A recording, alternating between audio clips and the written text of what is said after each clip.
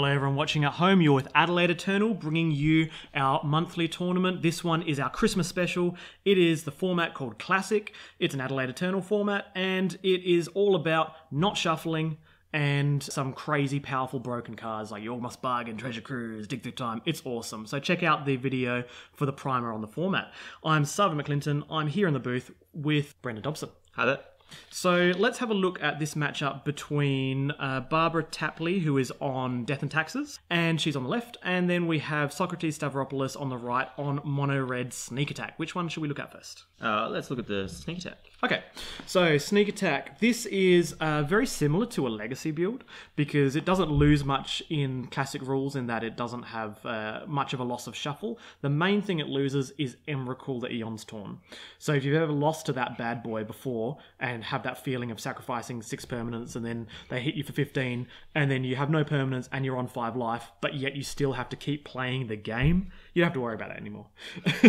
It was getting rid of the Titans was actually one of the things that we didn't necessarily see initially in the format of no shuffle. It's these odd things that end up changing the format quite a huge amount. Because if this had Emrakul in it, I can imagine this would be probably one of the very best decks in the format. Yeah, and it makes Sneak and Show, the blue-red version from Legacy, actually not really very good in Classic, even though it doesn't lose any shuffle effects except for Emrakul.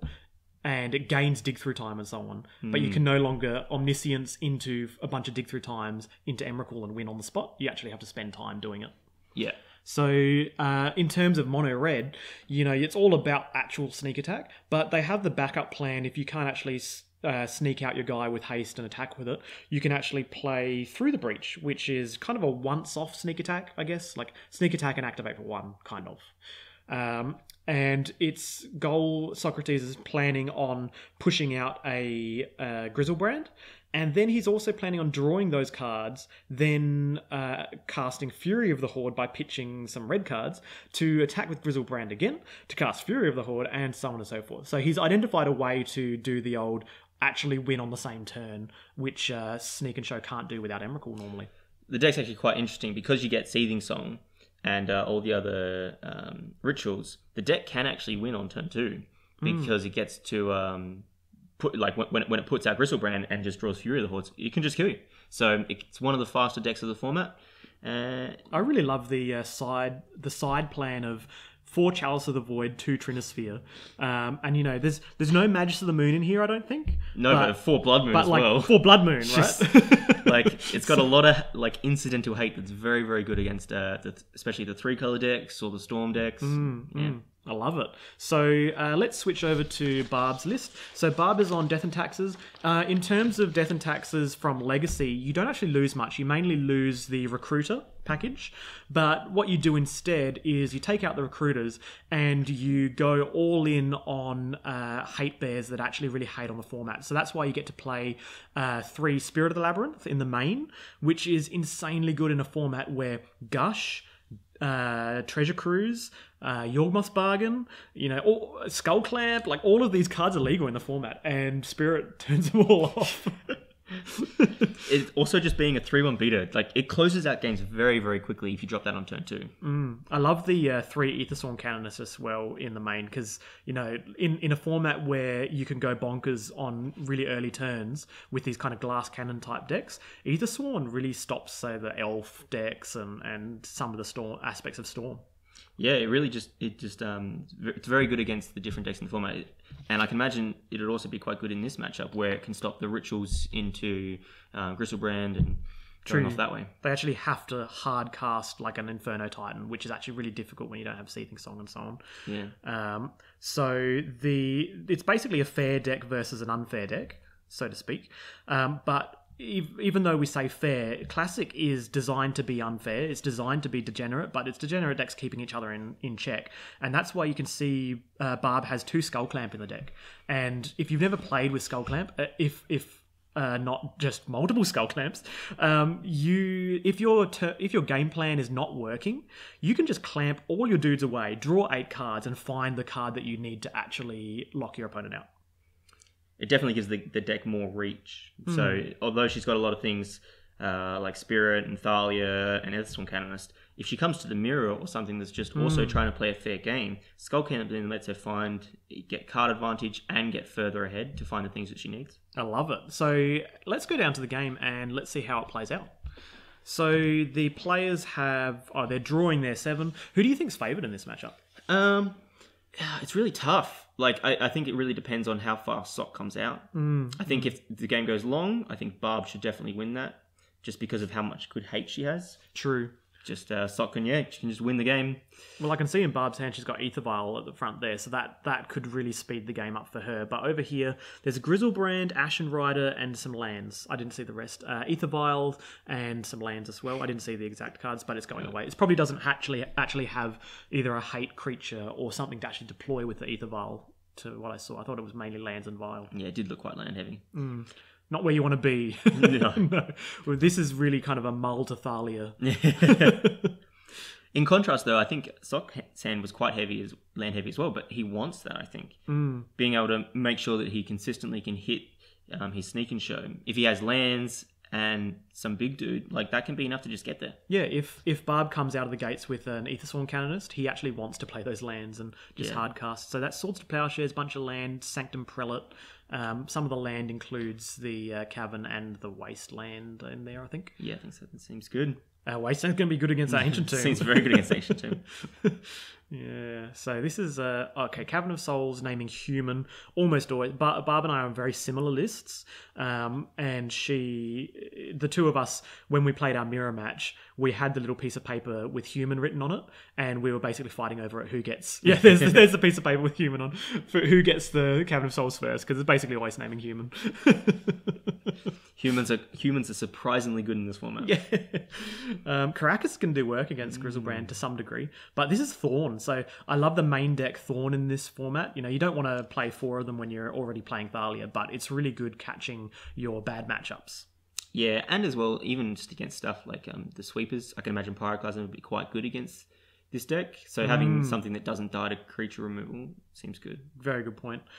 So Sock's just deploying lands, as we saw before. Now, it's going to be interesting to see. There's the Wasteland. The Wasteland hits the Ancient Tomb. I don't know if she had a port in there too, but there's always tension when to play Wasteland, when to play port. Oh no, maybe it's the second Wasteland. So Mother of Runes beats. So a lot of the time people here are very conservative with their Mother of Runes, holding them back to give protection to other things. But unfortunately, the longer you let the game go, it can be really difficult for you. And you know that in the main deck, usually the mono-red type decks don't have sweepers except for, say, Fiery Confluence. And Socrates doesn't have Fiery Confluence, so I guess they don't know their lists, but sometimes you just want to bash with the Mother of Runes to shorten the clock. Especially when you're wastelanding their lands. Another wasteland. Yeah, so I think she's doing the correct play here, which is just turning those Mother of Runes sideways and not being conservative. Aethersworn Canonist then coming in also helps a lot as well, because he can't ritual to get there. So yeah, he's going to actually have to deploy these lands and hard cast Inferno Titan or something. It's going to make it a lot harder. I don't know if he has Inferno Titan main deck, doesn't he? Yeah, he's got 3 of them. I can imagine that would do quite a lot of work on this board. Lots of little X1s. Talk about mum flooded. Barb's on 3 Mother of Runes. The mothers are just turning sideways, and same with the Aethersworn Canonist. Just apply that pressure whilst they're locked under the Thorn and the Aethersworn. Yeah, that's it. Just try and get the beats in fast, close the game out. So this is City of Traders, which is a really, it's a liability, but remember that the next turn Socrates could play a land after floating mana off the city and then play Inferno Titan, and that'll be a beating. Yeah, that'll be huge on this board. Especially if she's not holding back Mother of Runes. Yeah, absolutely. Given the fear of Inferno Titan, there is an argument to now the following turn holding back Mothers, because then you're going to have that ability to protect things from Inferno Titan, but also not get through the breached as a blocker. Oh, wait, so he's playing through the breach here. He's cheating a little bit because there is a Thorn of Amethyst out, so maybe a judge will leap in there and stop him from cheating. We hope. Yeah, that's a bit unfortunate when that sort of thing happens. But I guess when you play with new cards you're not used to, people miss a lot of things. Yeah. Yep. So, yeah, let's see whether or not they might be having a discussion there. I'm not sure. It may just be Socrates in the tank deciding what to do. So Socrates is in the tank after cheating, deciding how best to. No, now he's doing that. Yep. Yeah. Okay. There we go. Yeah. There we go. That's correct now. Thank you very much. There's the thorn. So he has to pass the turn back. And so now knowing that he has through the breach is very relevant here because when he goes to the next turn, plays a. Oh no, he won't be able to play land. Sorry, City of Traders is around. But yeah, sometimes you got to be worried about attacking into or through the breach, because they can block with a dude, right? So this is so good. But Barb with the heads up play there of going, well, if you give me free information, well, I'll just turn it off. Just punishes him for showing it. Oh, that is true punishment there, and gets to just bash with impunity with those mothers as well. That's he's just dead next turn, isn't he? Yeah. That's lethal on the board, ready to go. Wow. So he has to actually, deploy something now, and this has to be float mana, play land, hardcast Inferno Titan. That's like the only thing I can really see here being. So here's the float mana. Yeah, this is possible, and okay, yep. So that's 6 for hardcast Inferno Titan. It's exactly what we were saying. So. This is actually really dire now for Barb. She was in a commanding position and she played it right, but obviously she can't play around Inferno aside from keeping Mother up. But if she keeps Mother up, she can't present lethal the following turn. So it's actually relevant there. So he's doing 2 damage to the Sanctum Prelate to allow his Through the Breach to be turned on, and probably 1 damage to a Mother, I assume. I think that's probably what I'd do. There's also an argument to just killing 3 mothers so that he can't attack through... True. So Barb can't attack through the Inferno Titan? That's a very relevant point. Yeah, kill all 3 mothers, and sure, it turns off the Through the Breach in the hand, but your through the Breach is probably not really coming down very easily given you've already deployed a city and then another city. But yeah, he can try and bash through them and fire breathe, but of course the mothers are going to present some issues there. So that's right. She had swords in opening hand. This is big. So obviously she's going to tap an additional mana for the thorn, for her own thorn, but it's not really relevant given that she's got nothing in hand, so it doesn't actually affect anything at all in terms of the game. But gaining 4 life or 7 life because he fire breathes it, right? Smart. Yeah. So she's tapping an extra 1 there for the thorn and bashing in for 4. Yeah, that extra life might be quite relevant for Sock. He will be able to deploy his Through the Breach. And if he can Through the Breach Grizzlebrand, gain 7 life... Oh, no, he can't. Caracas is in play. Ooh. Caracas is very good in this matchup. Yeah. Especially when he's trying to go and get the kill with the Grizzlebrand. And this is exactly what Barb wants to be doing with Death and Taxes. She's actually just... got exactly just enough, to keep her opponent off kilter, keep them just off balance. And now she's not going conservative. She's just going aggressive and bashing in with everything because, an Inferno Titan is probably going to be lethal anyway, right? Yeah. If he plays another City of Traders and then an Inferno Titan, she's probably not winning the game. So she may as well present the ability to win the game faster. And this is 5 mana for... Chalice for 2. This is really interesting. So he pays the tax, and this means it turns off Thalia, and actually it turns off all the hate bears in the deck, right? Except for Big Thalia or something. And Thorn as well. Thorn, yeah, it turns off another Thorn. I guess there is an argument to be made though about putting it on 1 to try and stop the swords. Yeah, I think I would put it on 1 as well, just because swords is a biggest blowout, right? Yeah, definitely. So she's deployed Ether Vial, which actually completely invalidates the Chalice of the Void, turning off Thalia. Yep, and Sock's packing it up. Yeah. So that's a lesson in taxing, right? Barb gave us the masterclass in how to tax your opponent and also just swinging in, bashing face. So in terms of Barb's side, let's have a look at what actually comes in. So she brings in Containment Priest, obviously. That thing seems to shut down it seems well. very good against this. And Cage. Yeah, Cage is... so that is... they can't search, which isn't really relevant. Can't flashback, not really relevant for him. But it can't be put into play from the library, I think it is. Oh, yeah, sorry. So Cage doesn't Cage, come in. Cage doesn't do it. I was thinking... Cage's definitely good against flashback and stuff. Yeah.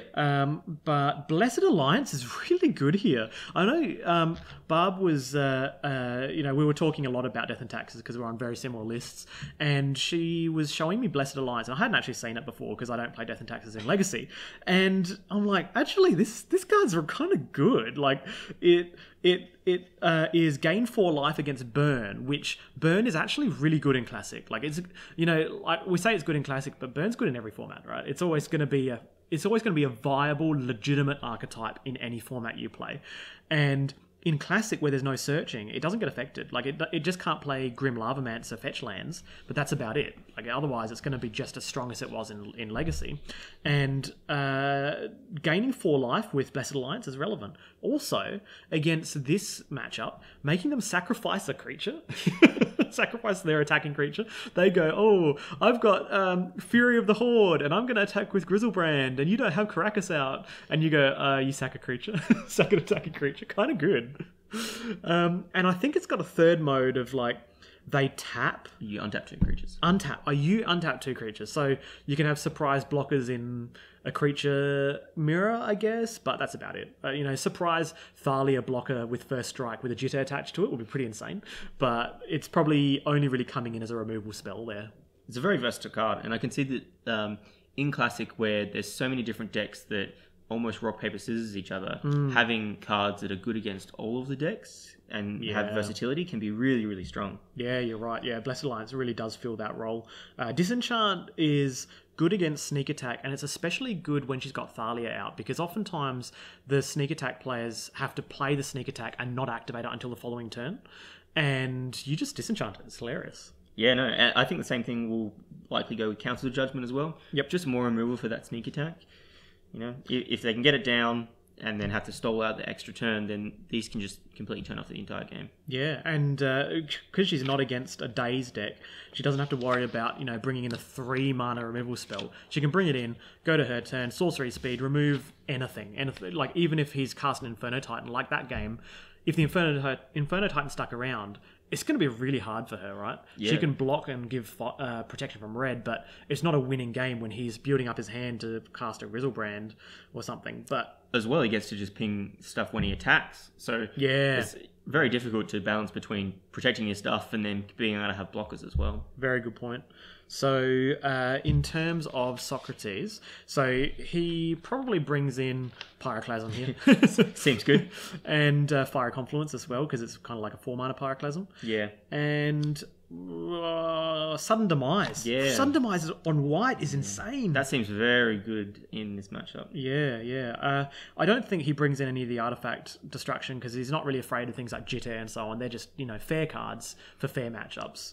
And he doesn't really care about Ether Vial, like if you're trading 1-for-1 with their Ether Vial, they still have the Thalia, which they deploy the following turn. Like, you're not going to win that way, right? He just wants to play Pyroclasms and Fire Confluences. I could see what he could do, because she's playing a monocolored deck, and Blood Moon's not that great in this matchup, although it's still good against Caracas and stuff. He could even bring Impact Negation as a way to... instead of like Chalice or something, as a way to ensure with, he wins. Yeah, you're right. Hey, you can pay it with a Lotus Petal. But yeah, you're probably right in that, if he's got bad cards, he can take the bad cards out and put in situational cards. Yeah. So they've drawn up to 7, and this one will have Sock on the play, which he's hugely favoured in, given that he can explode. He really wants to explode here, and that's why he's probably mulliganing here. He needs to get, a hand with a turn 2 Seething Song out, some kind of nasty business. Yeah, I just don't think that there's much that the Death and Taxes can do against turn 2, even turn 3 decks. Like, they really have to get one of their hate pieces on the board on turn 2, and hope that they don't get dead before that. Yeah, well, she's got a land-heavy hand with a Skull Clamp and 2 swords.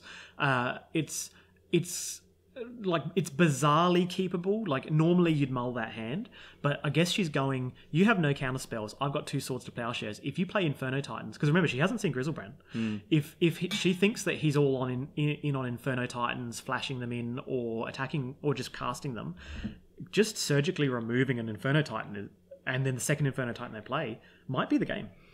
It might be. I guess she just kind of has to hope that he doesn't chalice on one. Yeah, and he's on a completely different plan here. He's got the 2 Grizzlebrands, which are really terrible against Swords to Plowshares. Swords to Plowshares is really terrible against them. So yeah, just leading off with Mountain, and he's got the Blood Moon in hand, so we can see he didn't side all of them out at least. And basic planes, obviously, Blood Moon's going to look pretty shabby here, but turns off Caracas, which is in hand, and that does make a difference here. It also gives him City of Traders, lets to stay around. Yeah, yep, very good point. Yeah, he gets to deploy it and then leave it on the battlefield as a mountain. So this is, again, the downside of the hand was that she didn't have a creature. She's got the removal, but she doesn't have the creature or the taxing. So it's going to be quite hard to apply the death and taxes strategy here. I think it was a fair mulligan, but it's also, given what she had seen of his hand, of his previous match, only seeing Inferno Titan, not seeing Grizzlebrand, I can see why she kept the double Swords of Plowshares. Yeah, well, she did see as well, how good Swords was. Because if she didn't have it, she would not have been, she likely would have lost the last game. Yeah, absolutely. So deploying more non-basic mountains here, and it's going to be a while to build up to something, but I'm pretty sure Socrates' hand is like double Grizzlebrand lands. So, what's this? Another 3-drop. What could it be? Could be Trinisphere. Yeah, Trinisphere could be decent here. Monkey just playing the monkey. Yeah, just getting in there. Yeah, he's kind of gone, well, you haven't had Thalia, so I don't have to worry about a first strike and 2-1. I'm just going to beat for 2. Like, there's definitely times where you get to beat them down to a low enough life total that a hasted creature, a hasted Inferno Titan kills them. Yeah, well, the other thing is that other than Thalia, a lot of her deck trades with Simian Spirit Guide. You're right. So it's a removal spell. Can slow down the life loss, which can make a huge difference. Yeah, it's a fair point. So here comes, it's Thorn. So yeah, this is going to be, the taxes are now out, but I don't know how much it affects Socrates' hand, given that his hand is already terrible and he's deploying a monkey. It's probably not going to affect him now. In the late game, it might stymie exactly how much he can deploy on the same turn. But if the game's going longer, then might end up. Yeah. So Barb's just playing Cavern and naming human here, and I think they're just having a quick judge call about what happens here. And obviously, to my understanding, it comes into play, and as it enters play, you have to name something, but it becomes a mountain. Yeah. So just in case that the Blood Moon leaves, then it can still cast. So whatever it is, they've resolved that there. So yeah, they've just got human.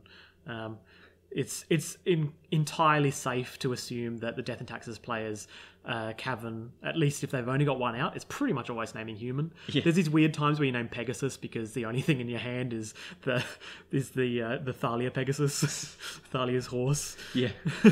Wingmare. Yeah. Wingmare. So here's the Swords of Plowshares on the monkey. Respect Simians here. And if Socrates deploys it, it means it's relevant, right?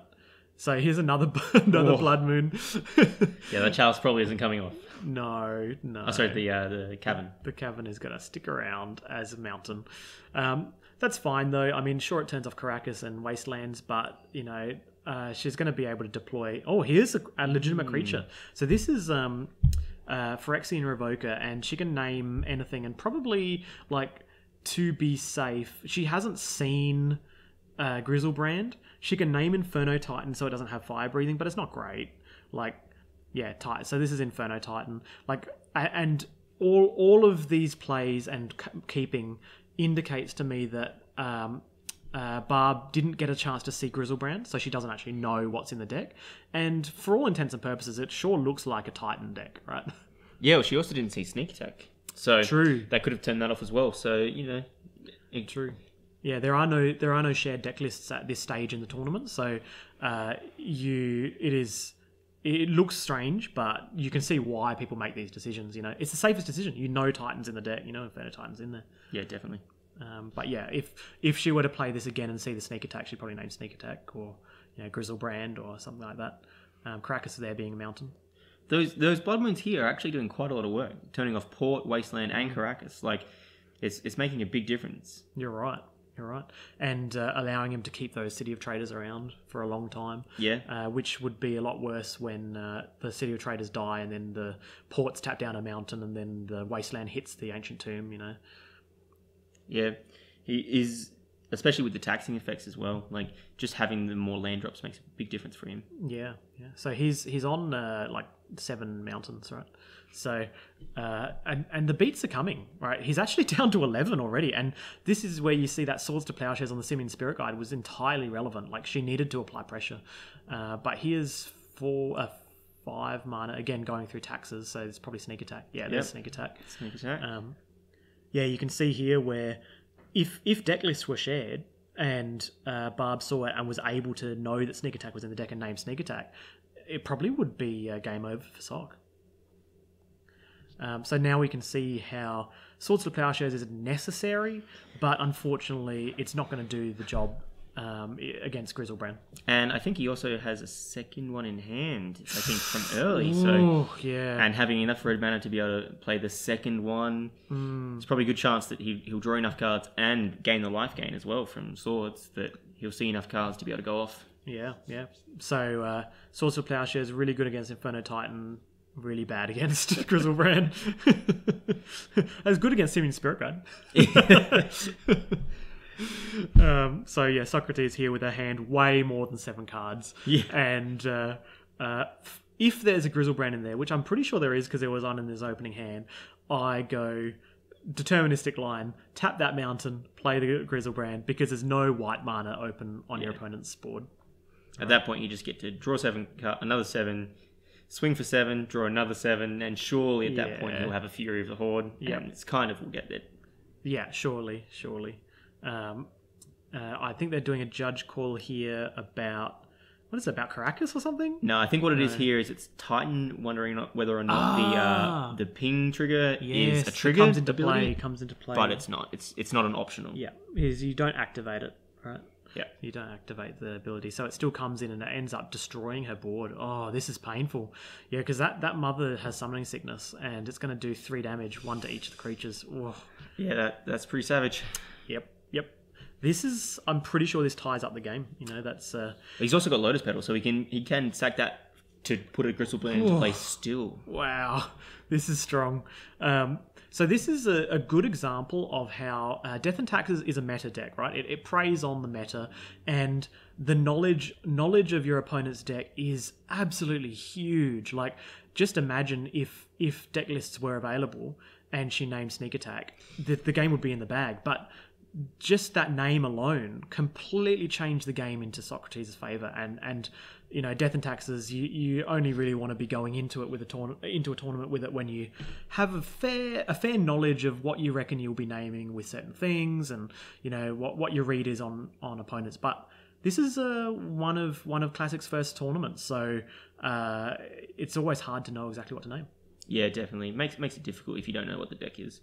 And because everyone's bought new decks to the format, so things are very unknown.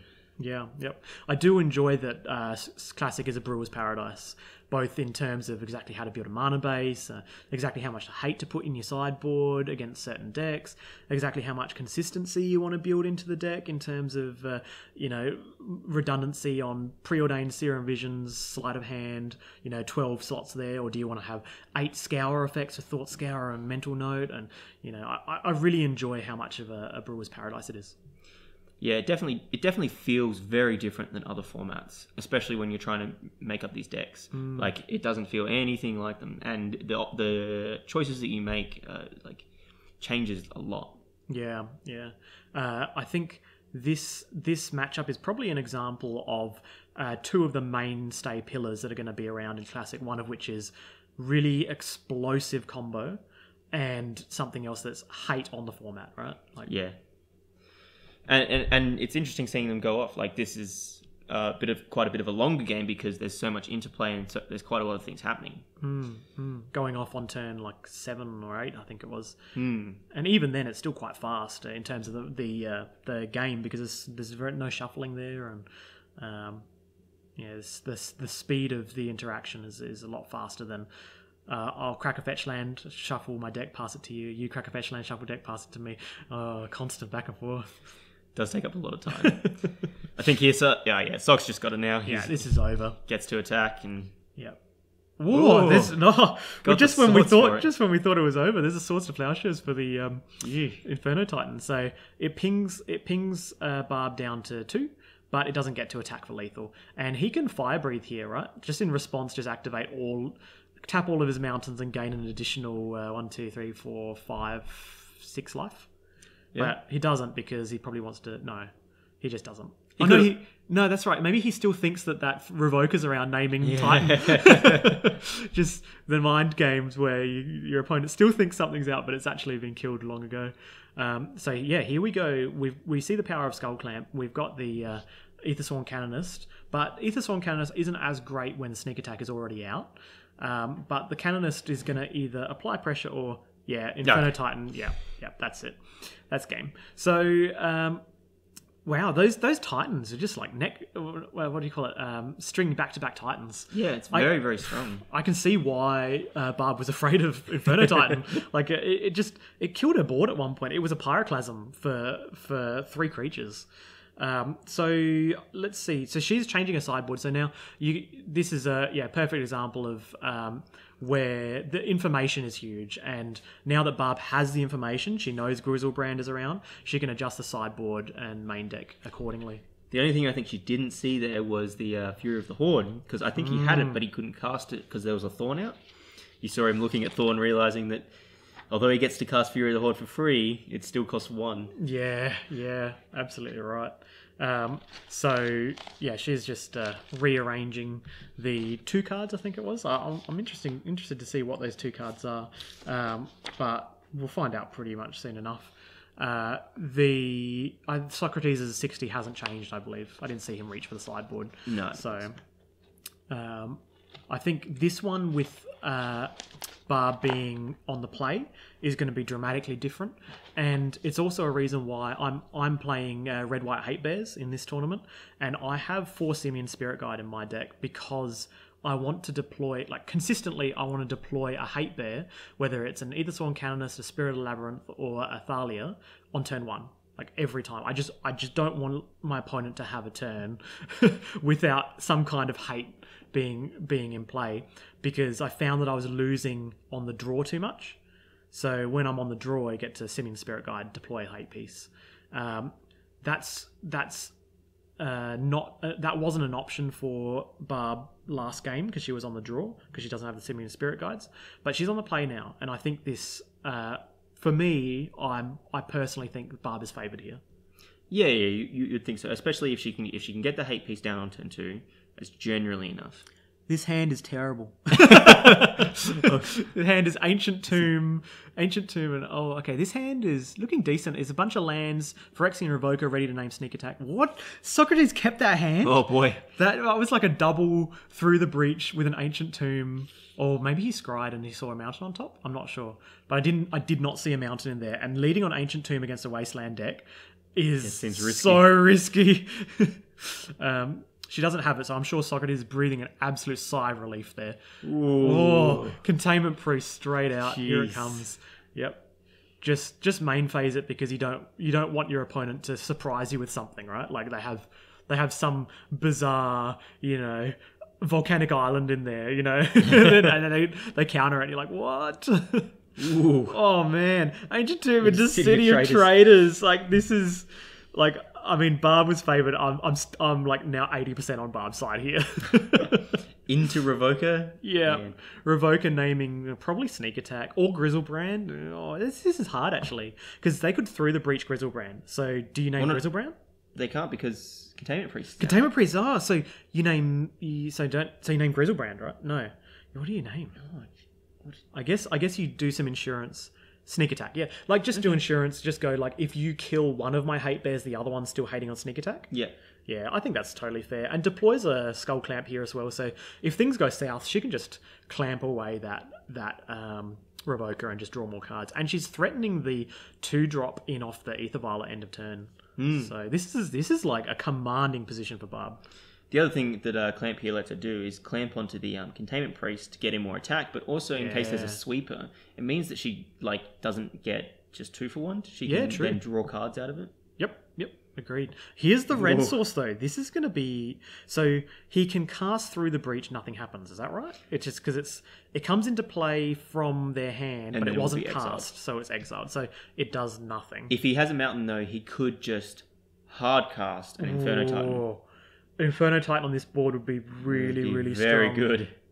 Oh, no. I can see something's happening. Oh no! Seething Song. Seething Song is basically hard casting Inferno Titan here. Oh, man. If this is Inferno Titan, this is going to be so rough for Barb. Like, she's in a commanding position, but the one thing that beats her is hard casting Inferno Titan. I think that makes Inferno Titan a really good replacement in this format for Emrakul. Yeah. Because it's so versatile and it can help deal with these sorts of creature decks. Yep. But also be a very strong clock. But at the same time as well, he can still hardcast it regularly throughout games. Yeah, I've been thoroughly impressed with Inferno Titan. And so he's counting here because there's no taxes, so surely there's not enough. You don't have to do that much math. It's just five. We've got 5 red and we've got 2 colorless. So float 1 red and tap the rest, and there's your Inferno Titan. I guess unless he's got Inferno Titan and he wants to cast either a sneak attack or a through the breach as well. Oh. Which he's got a lot of mana at the moment. If he's got another ritual. I think I see what he's deciding. He's got Shattering Spree in hand, and he's wondering, do I shatter the Ether Vial so that I don't get caught by something? There could be something that's going to catch him, right? He's worried about getting caught. But he's just going to... Wow. No, this is totally not the play we were expecting. Yeah, He's going 3 trip red, destroy all 3 of your artifacts, have 2 red floating, sudden demise. Wow, this is a really conservative play. Like, it wraths her board, but I feel like that was a 3 for 3? Was it? Or 4? 3 for 4, which isn't great conversion now that you have no red mana. Maybe he didn't have the Inferno Titan in hand. Yeah. That must have been it. Because if it was Inferno Titan, it was just a slam dunk, right? And then he has an Inferno Titan ready to bash face. But I think he didn't have it. And so he went for a really conservative line of get rid of your hate pieces, play to drawing Mountain. And he drew Mountain. Well, here we go. He's 5. So through the breach. Oh, ooh. Wow. This game is playing out totally differently. I mean, this is classic for you, right? Like, this is... Gets the hit in with Emrakul as well. Yeah, so like bashing for 7, drawing 7, and gaining 0, basically. So that means there's no Swords to Plowshares in hand. And he can just go off now if he can get some Fury of the Hordes, which is quite interesting. Like, we looked at his hand initially and we're like, oh, it's a terrible hand. How's he going to win with this? But it panned out, didn't it? Yeah. And he's going down. He's going straight down to 7. Or 6 maybe, I think. No. Oh, no, so he's gained 7 from bashing as well. And so he's activated it twice. So that was 14 because he was on... I'm not sure. I've lost track here. I've lost track exactly what his life total was and is meant to be because I think there was only 1 attack from a Containment Priest. But he did also take damage from Ancient Tomb. Ancient Tomb as well, yeah. Yep. So, all right. So he's now discarding down to 7 cards. So we're going to the end step. Because remember, this Grizzlebrand goes away. So actually, like... He must not have drawn Fury of the Horde. Yeah, so... This game has gone back and forth. It's like totally... I thought it was like totally on Barb's favour. Then it was totally on Sock's favour. Now I think it's back to Barb. Like, she can deploy 2 hate pieces or two threats here that turn off, say, Sneak Attack or Seething Song or something. You know, like deploying a Thalia... Or deploying an Aethersworn Canonist and a Phyrexian Revoker on Sneak Attack would probably totally shut Sock out, and she can just bash because he's on 7. Yeah, well, the other thing is that like all it takes is probably just 1 hate bear, and because he's down to just the 2 lands and one of them being Ancient Tomb, he's gonna deal a lot of damage to himself, even to just play anything. Wow, this is like really, really tight.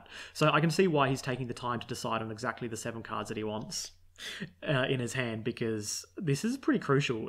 He's trying to play around, a hate bear or a Swords to Plowshares or 1 type of hate piece but if he has the ability to play around 2, you've got to do what he can. I think this is the third reconsideration of the hand. So he must have either total gas or just nothing. So it's like, which set of really bad cards do I want to keep, or which set of really good cards do I really want to keep? It's not in the middle. I think that as well that this is one of the sort of decks that, although Classic can be very, very quick, because he draws so many cards and the amount of options once he has all the cards in hand, if he doesn't win, like it's one of those rare decks where he ends up having to make difficult decisions that take considering. Whereas most of the time the format is just like, if he'd drawn a Fury of the Horde, he would have just won the game. It's just like deterministic once you know what to do. Like, this is kind of like resolving a tutor. This is the closest you get to resolving a tutor in Classic. I have to decide what 7 cards to keep when I discard at the end of my turn. Which 20 cards do I not want? I think my money is now back on Barb, because that Ancient Tomb, like you said, and a single hate bear or 2 hate bears, it would really seal the game. It'd be interesting to see what's in her hand. I think I saw her flicking through them, and they looked like that it might have just been 2 lands. Oh, that's gonna be savage. Like, because she's in such a good position here when she untaps. If she draws a land here and adds it to the other 2 lands in her hand, I'm gonna be sad because we're on the same deck. So in principle, I really want Barb to win here, because I believe this is the best choice of the day. I feel like this deck we chose the best one for the day, but she could just get wrecked by not actually having something. And then when she passes the turn and Socrates has 7 cards, he's just going to take over. Just so far ahead. Yeah, he might be keeping a hand with something like Seething Song and another Through the Breach. Yeah, even like deciding to keep a hand with like a Pyroclasm in it. Yeah. And go like, I'm going to just lock you out. Like, he knows she's got 2 cards in hand, threatening a 3rd card. And if she deploys 2 hate bears and he has a Pyroclasm, he could confidently feel like he'll be in control again. Yeah, that would be such a blowout. Even with the Ancient Tomb. Yeah. Even like Mountain Fire Confluence would be pretty crazy. Yeah. 7 cards to none. I feel pretty confident about my win chances at that point. Oh, it gets rid of Confluence. Oh, man. So that was like 3 Chalices, a Blood Moon. Oh no. I think she drew a land. Oh, no. Oh, I feel really, really sorry for Barb here. Like, she played to a point where she was in control, and unfortunately Soc's choice of actually going the control route really blew her out. Like the shattering spree into sudden demise. So Soc's now going down to 5. This does make a difference, because now he can't Gristlebrand. Yeah, that's a good point. Yeah, so this is Seething Song into Sneak Attack with 1 red mana floating, which he could then use to deploy. If it's a Grizzlebrand, this is going to be 3 mana into another Seething. Oh boy. Okay, so does that mean he's just got like a bunch of dudes? Like, this is into another Seething Song. What is this? So this is now... So that was 5 down to 2 mana up to 8 mana. He could be Infernal Tightening and then all the mana for the Fire Breathing. Oh, no. This is ridiculous. So he was on 8 mana. So he hard... No, so he sneak... So this is lethal, is it? He sneak attacks out the Inferno Titan with 7 red mana. Fire breathes it up to... Yeah, so he has the win. Because he just... But no, he's playing around Swords to Plowshares. Yeah, playing around Swords to Plowshares. And yeah, that was insane. Yeah. Wow. I can understand why he took so long making the decision on what cards to keep. Because that was a very specific line. Yeah, very different. Wow. So I hope you guys enjoyed this round of Classic. We'll be back bringing you more awesome Classic action. Thanks for watching, everyone.